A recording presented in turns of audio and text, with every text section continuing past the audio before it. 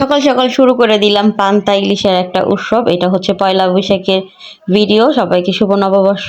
তো ভাবলাম রাত্রেবেলায় প্রসেসটা করে নেই, সুন্দর মতো মাছটাকে ভিজিয়ে নিছি। এটা হচ্ছে পয়লা বৈশাখের আগের দিন, মানে লাস্টের যে চৈত্র মাস সেটা। তো পয়লা বৈশাখ কালকে সকালে, এর জন্য আর কি রেসিপিটা আগের দিন রেডি করে নিলে সবচেয়ে বেশি ভালো হয়, যেহেতু মাছ কাটাকাটি একটা সকালবেলা ঝামেলা।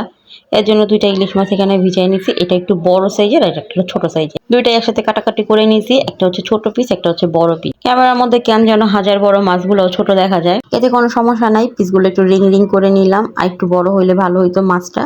আর এটা হচ্ছে লেজ ভর্তা বানাবো, সেটার জন্য এটাকে ঠিক করে নিলাম। আর ছোট ছোট মাছগুলো একটু ক্লিন করে নিতেছি। তো সবগুলো মাছ আর দেখানো হয় নাই, একটা কাটা বাকি রয়ে গেছে। তো সকালবেলায় হচ্ছে মাছ ভাজবো, এগুলো ফ্রিজে রেখে দিছিলাম।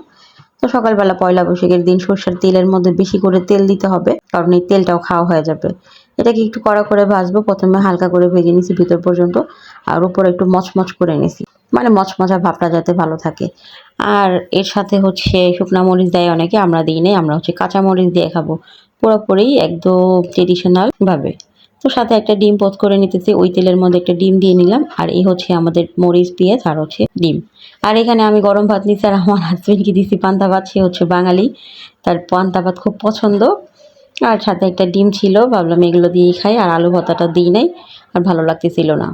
তো দুপুরবেলাও রান্না করে নিয়েছি। দুপুরবেলা রান্না করা হয়েছে এখানে আলু দিয়ে, মটরশুঁটি দিয়ে ইলিশ মাছ রান্না করে নিয়েছি। আর মিক্স একটা ভাজি, 4-5 প্রকারের সবজি দিয়ে, যেমন গাজর, মিষ্টি কুমড়া, এই টাইপের কিছু সবজি দিয়ে একটা ভাজি করে নিয়েছি। এটা একটু ভালো ছিল, বেশ মজা ছিল। আর আমার হাজবেন্ডের চাহিদা অনুযায়ী গলদা চিংড়ি।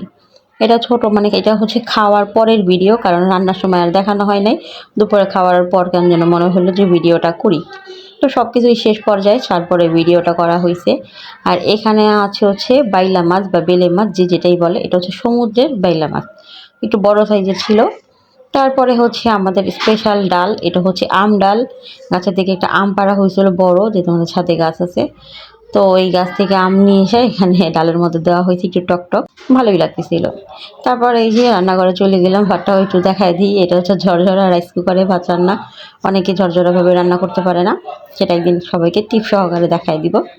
তো এখানে ভাতটাও রান্না করে নিয়েছি। যারা সিলিন্ডার ব্যবহার করে তাদের রাইস কুকার না হইলেই না, তাহলে অনেক গ্যাস পড়ে যায়, অপচয় হয়ে যায়। আর হাজবেন্ড যেহেতু পয়লা বৈশাখের দিন চলে যাবে, তার জন্য একটু সেমাই রান্না করে নিলাম। আর হচ্ছে স্পেশাল জিনিস, সেটা হচ্ছে কাচ্চি। কাচ্চি মানে হচ্ছে বাসমতি চাইলের একটা কাচ্চি। এটা হচ্ছে অন্যরকম, আমার জীবনে ফার্স্ট টাইম রান্না করা এরকম একটা কাচ্চি। তো ভিডিওটা ছিল, এজন্য ভাবলাম আপনাদের সাথে শেয়ার করি ব্যাপারটা। আসসালামু আলাইকুম, ভালো থাকবেন, সুস্থ থাকবেন, আল্লাহ হাফেজ। আপনাদের জন্য দোয়া করবেন।